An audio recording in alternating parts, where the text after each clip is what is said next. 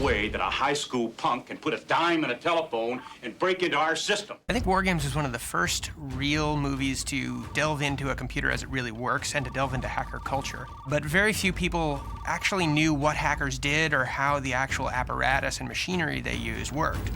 The movie described a command and control system that didn't really exist at the time, but something like it eventually did happen. WarGames came out at what was considered the golden age of hacking. The movie WarGames reverberated throughout the hacker community with incredible force. Suddenly, everyone wanted to be a hacker.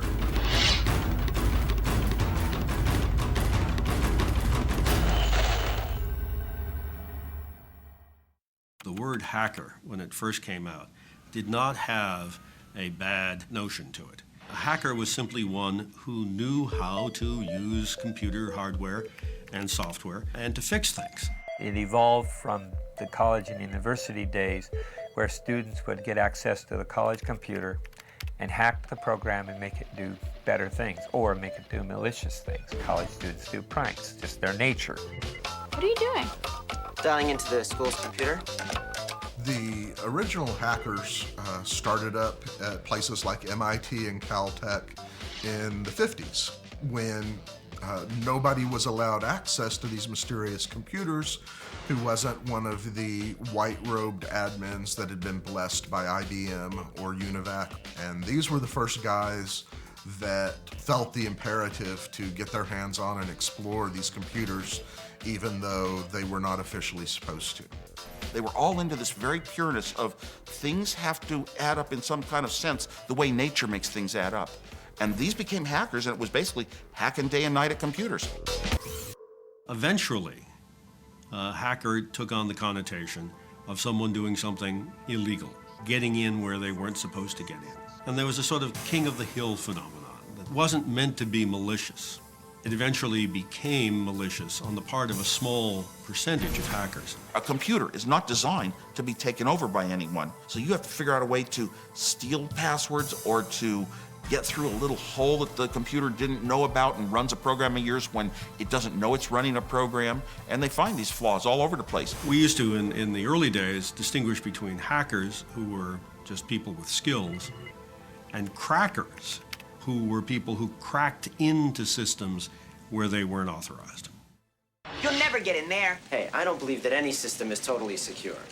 The hackers wanted to use your computers without your permission. There was never any of this noble Robin Hood nonsense among the members of the group that I knew. We knew fully well what we were doing. We knew that there were people out there trying to stop us. In spite of that fact, we were driven by the desire to learn more about it, and certainly by the little bit of adrenaline rush you get every time you get into a system. There's a lot of things that you'll never forget the first time of. Getting into a computer you weren't supposed to is one of them. Wow. We're in. There are two kinds of hackers. There are the ones who go in and they want you to know they got in, and they deface your web page, and they make you look stupid. Then there are the kind of hackers who are much more subtle. They go in, they steal information, and then they clean their tracks up on the way out. You'll never know that that happened. You're really into computers, huh? Yeah.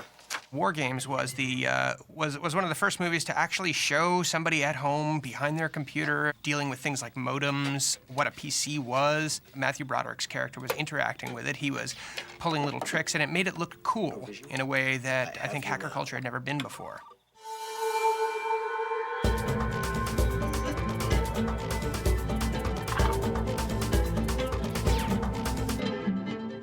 The history of the hacking subculture is filled with examples of young people who, unlike Matthew Broderick's character in the movie, were not necessarily under the impression that they were playing a game against a computer, but they were out there experimenting, curious about what other computers and things were out there hanging off this network and how they could interact with them. Jim, how do I get into that system? I want to play those games.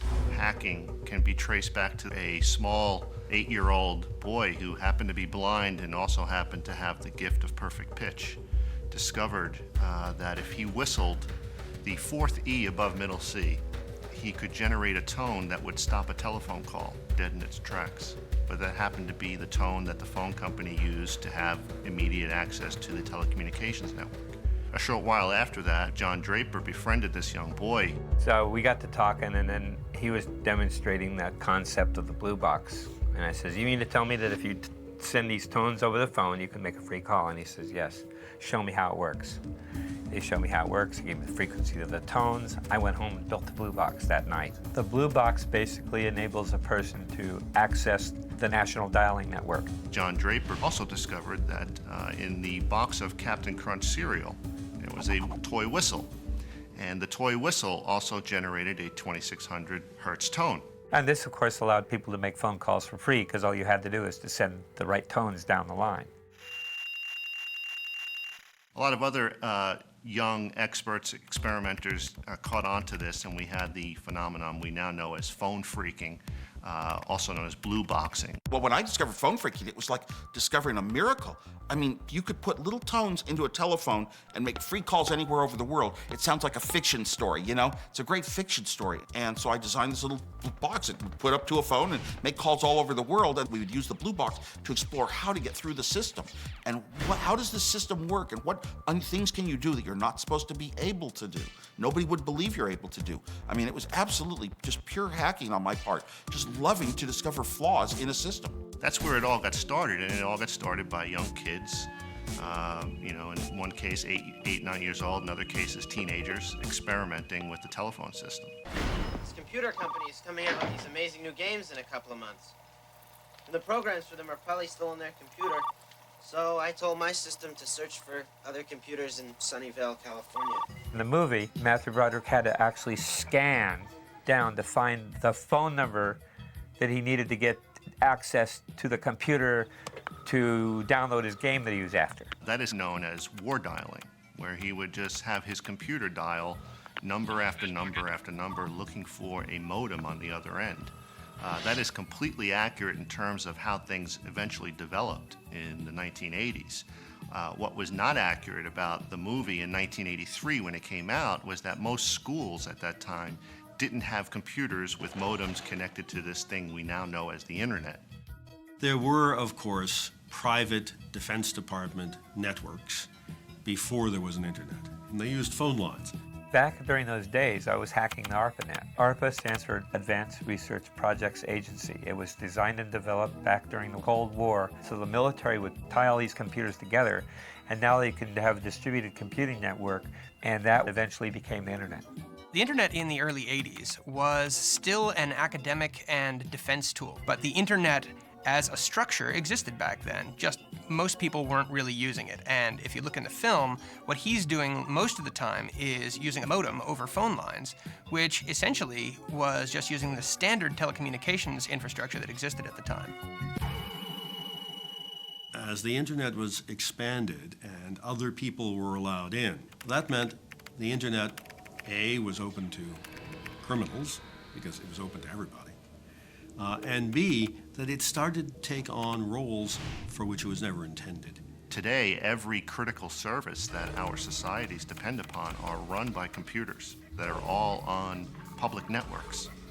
So if you damage a system that's operating the telecommunications grid, as an example, that has a ripple effect throughout all of the various critical infrastructures. There were, every once in a while, these large-scale attacks on portions of the internet that stopped places from working.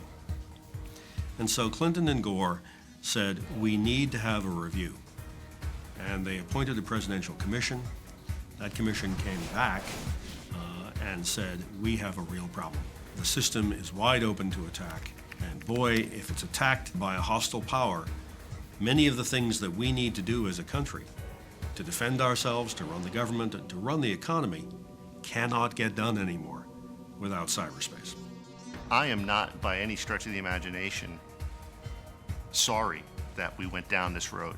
It's improved everybody's life immeasurably.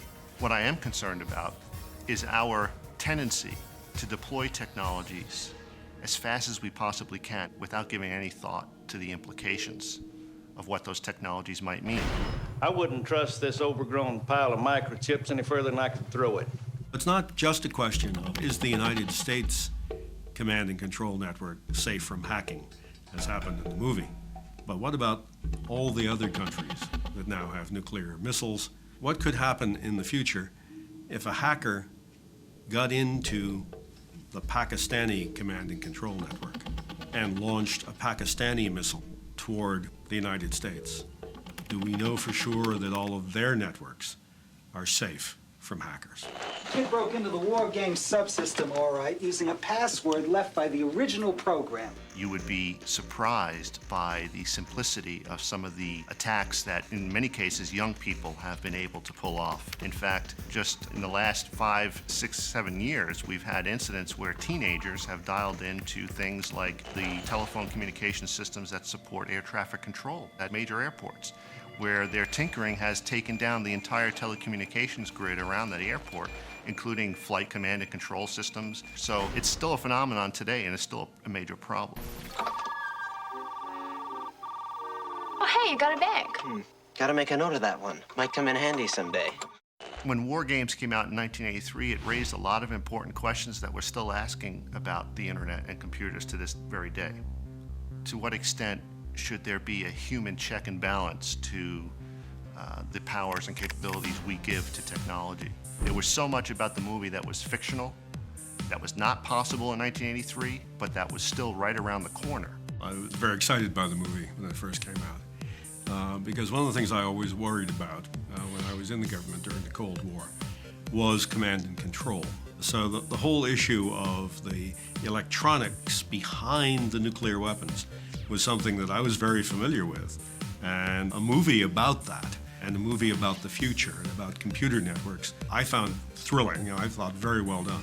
I wouldn't blame WarGames for a lot of the hacker culture that occurred after it, because there was some serious momentum going on right there at about that time anyway, but there were some famous people who really took it as a challenge to break into really, really difficult places, government operations, et cetera, et cetera. They really took it as a point of pride to be able to get around any blockades put in front of them. There are a lot of ethical hackers out that basically say we only want to discover the flaws in the system with our little experimenting game, find every flaw we can, but not hurt anybody. We want to expose those flaws to the world and to the companies, tell the companies, here's your flaw, please fix it. The stuff that we did back then in our learning phase would have you caught and arrested so fast right now that, you wouldn't have a computer anymore. And that would pretty much be the end of that. So it was kind of a strange little slice of time that I don't think will ever be replicated again. Wouldn't you prefer a good game of chess?